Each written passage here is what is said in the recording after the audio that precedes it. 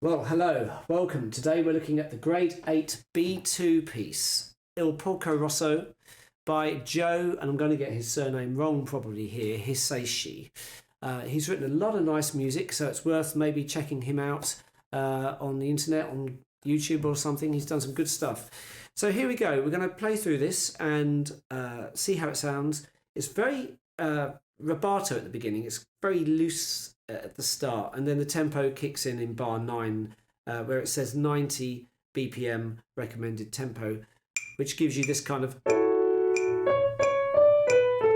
sort of speed, that kind of thing. Okay, but it's very loose at the start, so quite free. Okay, here we go.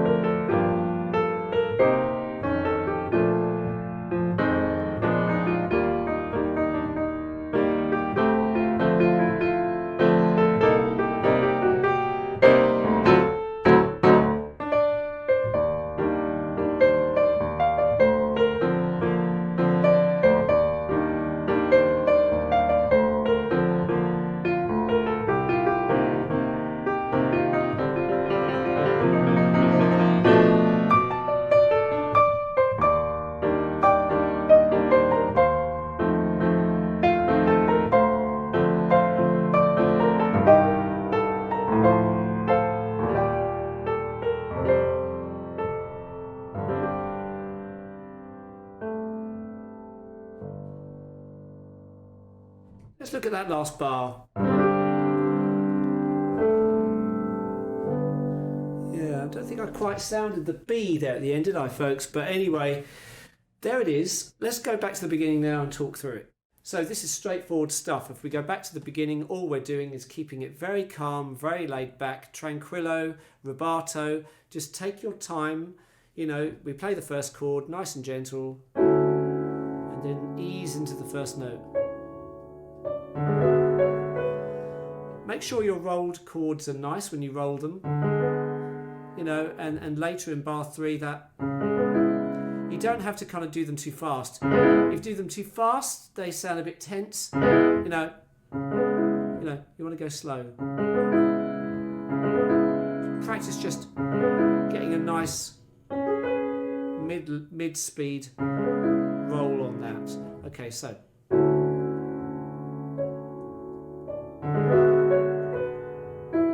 Sorry, did that wrong. Nice roll.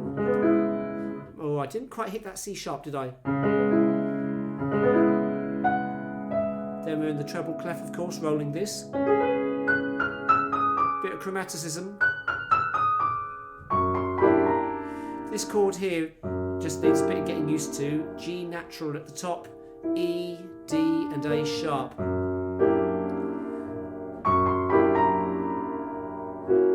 Don't forget A sharp is still during that bar as well for the rest of those chords. So that's still there. Okay.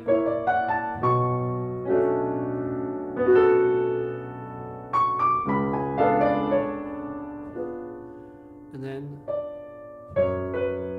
notice how I'm not in a hurry to rush through it.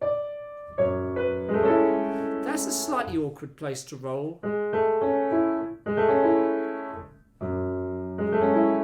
Just practice these left-hand parts on their own quite a bit to establish, am I rolling these chords nicely? Bar 8. You know, I think that's where a lot of the attention has to be drawn to. Just working on some nice rolled left-hand chords when they occur.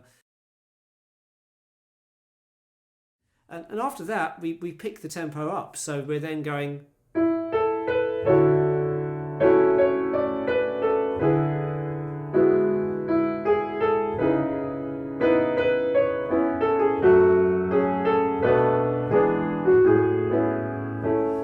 when we get to bar 13, that left hand is playing... oh, actually, no, the left hand isn't playing that. The right hand's playing that. And here's me going... The right hand does that.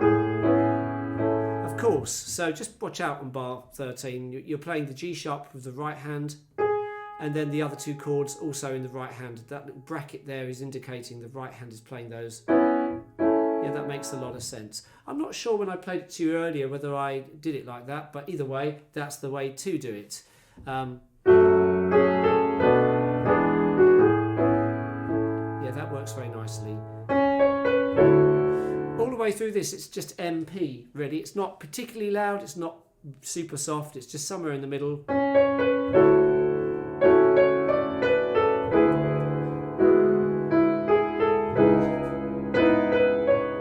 Watch out for these changing chords. They're slightly different, aren't they, in bar 16? Just like in bar 11. The top note, the E, is the same and the B is the same, but that D sharp is becoming C sharp. So when we hear it, bar 16, hopefully not like that.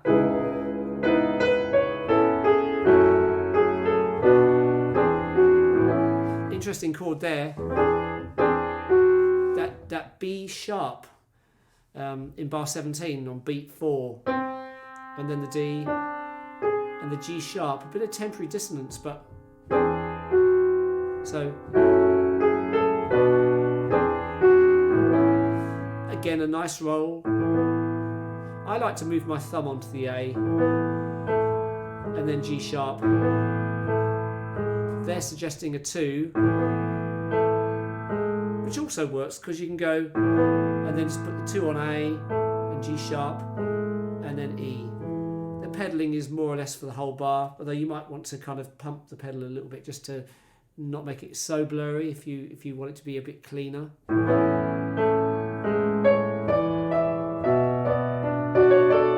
At this point it should be a little bit louder actually.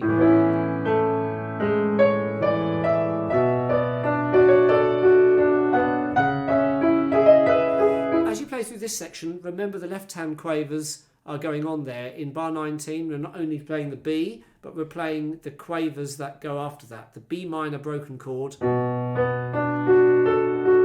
Technically B minor 7, actually. And then, similarly in bar 20, the left hand is doing more than just the C sharp, it's doing the quavers. The arpeggio of C sharp minor 7. And then in the next bar, the same thing, same principle I should say, D major 7. That's what we're doing there. So you could do a lot worse than to practice those 3 bars with the left hand only and get used to that part.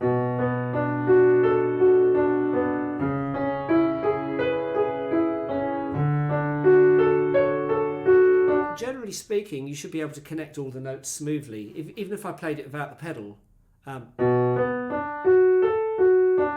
We lift off, and then all of that can be played very legato. So I would try and really just, play it lovely and smoothly there when you do that. So right hand is just playing a melody line.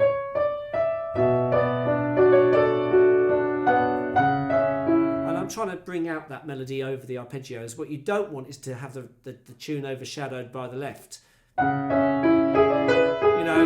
You don't want that to be too loud. So be careful the right hand sings out above.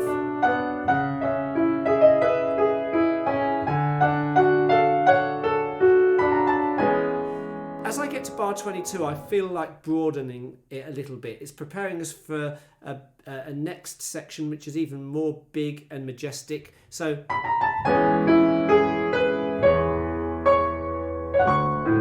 it doesn't tell us to do that, but it sounds musical. Also, it makes it a bit easier to transition into that next bar as well.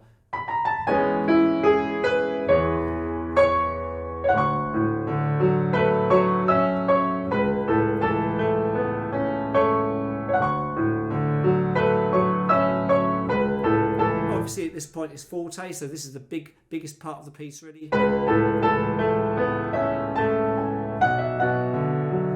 it's starting to drop for a second, and then medium level. Tremolo obviously on bar 29. Make sure you can build up that a little bit, and then we pick up still loud at the end of bar 29.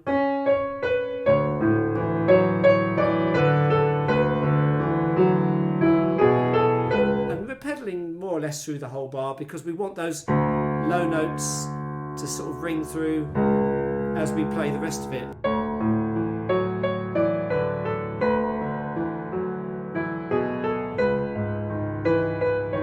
There's no way those first notes in the bar could be held as semi-breathes unless they were, unless you were pedaling it. We carry on, we get to the end of the page, and we can do a page turn here potentially, or you could just have the next 2 pages copied and sat next to the book in a long row. I think I can turn the page here without too many problems. So if I go from the last 2 bars of that page, you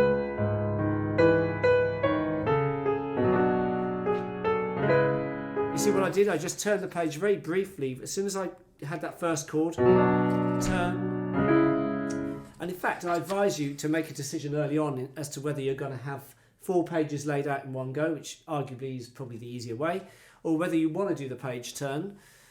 Some of you might even be memorising it, which is even better, memorising the whole piece. But the left hand here, I would practice this early on. Don't wait till you get to this section to start practicing it. Start practicing this now. And if you've got small hands, you might find this hard to start with because it's quite a big chord. I can play it all together, but a lot of you might not be able to. So you're going to just roll that, turn the page. Obviously you want to make sure the page is kind of got that little corner sticking out so you can grab it easily. So make a point of really practicing little things like this because it will make the whole thing easier. And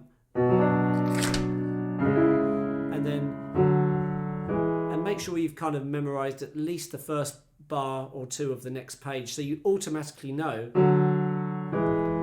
where it's going. Because as you're turning the page, you want your hand to be automatically going to that next bar without even thinking about it. So I know what's coming. D and F sharp. So there's a little micro lesson for you there in terms of thinking ahead when you do exams. If there's a page turn that's awkward, practice it early on, and then by the time you get to here, it's not going to be such a big deal to worry about. So we'll just go through those last 2 bars a little bit slower.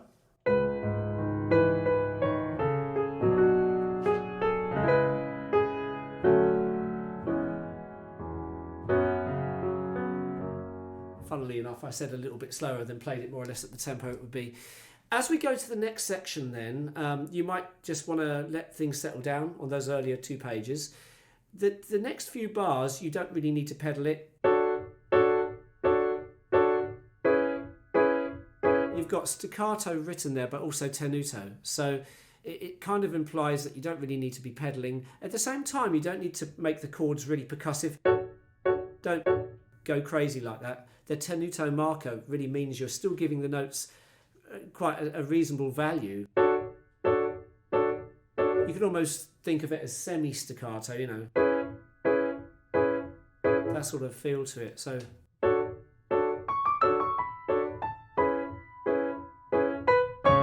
at this point I might involve the pedal towards the end of that bar 37.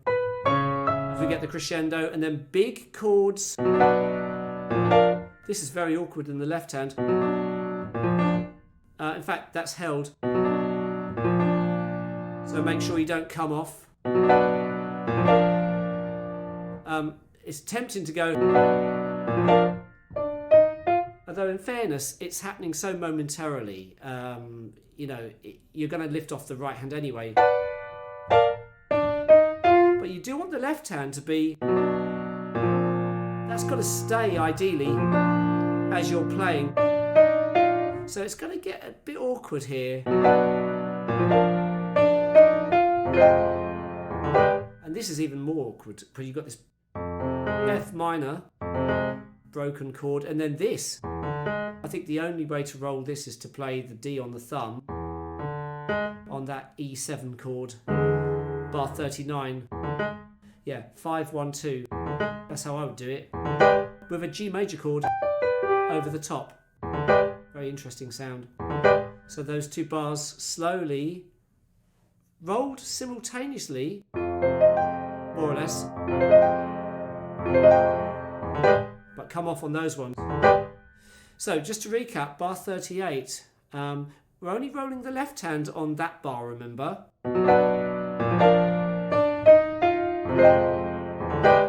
I find myself quite often playing bar 38 with just no left hand at all audible, but technically it's lasting. So we kind of might have to pedal at the end of that bar. See, I took my hand off again, and probably I should not do that. Okay, either way, it's going to sound big, and then we carry on. At this point, we've pulled back on the volume a bit, and we're just back to MF. But you'll notice now we're doing the swing feel, where it says there swing at bar 30. So.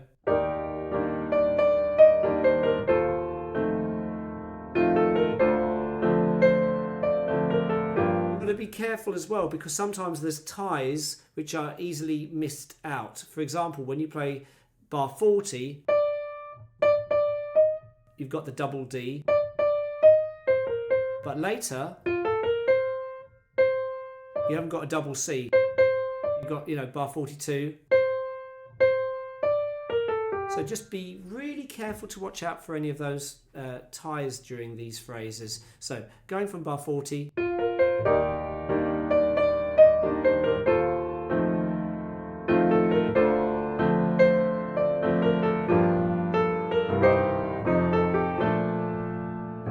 And don't worry if you see me doing slightly different fingers when I'm playing this.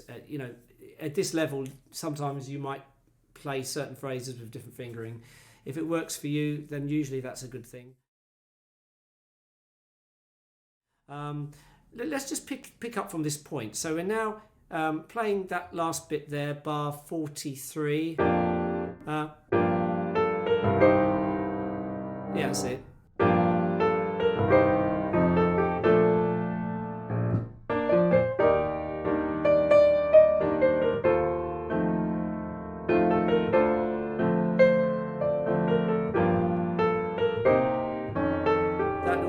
Moment there where you're bringing the 5 onto the A in bar 48, bringing the 5 there, which is probably a good idea because you can then play that chord quite smoothly, it prepares you for that. So watch out for the finger number 5 in bar 48 in the right hand.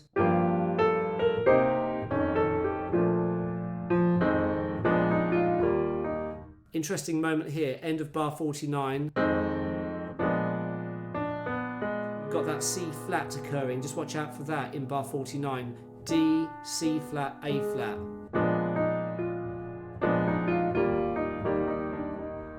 This is now not overly loud, but it's building up.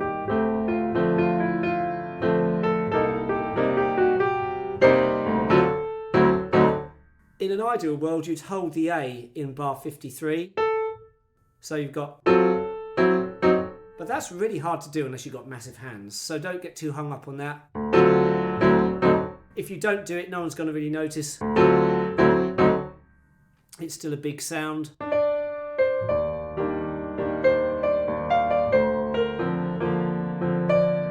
Oops, there's an awkward moment there in the left hand because we've got this kind of from bar 54.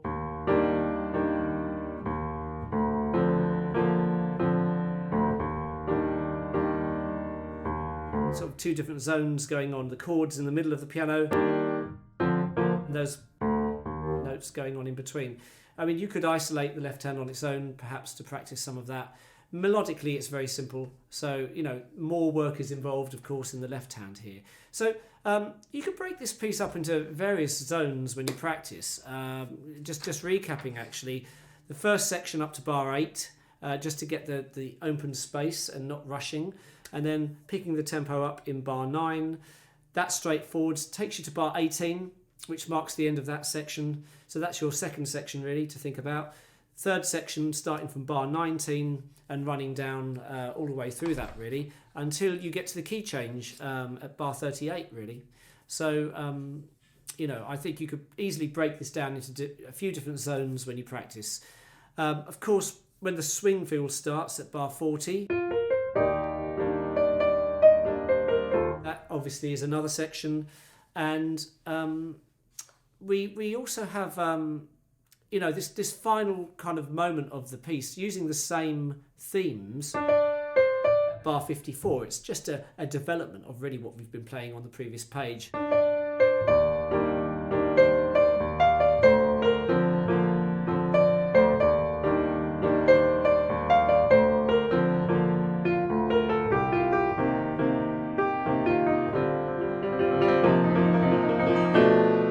Be careful when you're playing this section because it's generally quite loud here, I think, at this point. But when you get to MP in bar 59, you want to make sure you just drop enough to kind of build it up again. So if I was going from 57, I'm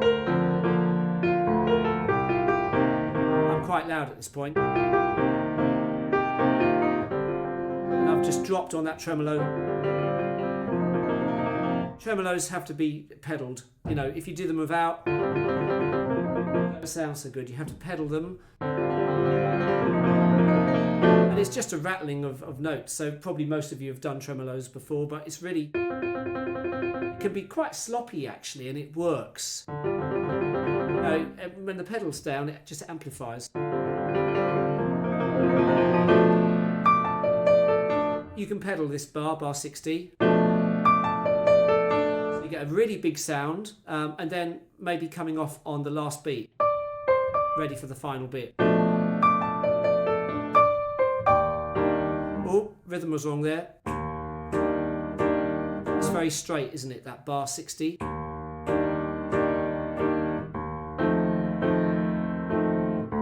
Straight. That's it. So let's go from bar 60.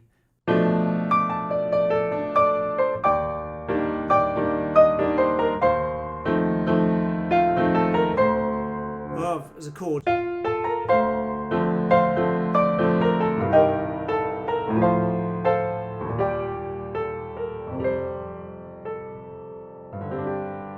Really take your time. And there we have it. I hope I've not missed out any important points here, and if you're still watching this, well done, because it was a bit of a long video. And good luck if you're working through this. I'll catch up with you on some of the next videos, hopefully, which I'm going to be making next, working through the rest of the grade 8 pieces. So thanks for watching. Take care. See you soon.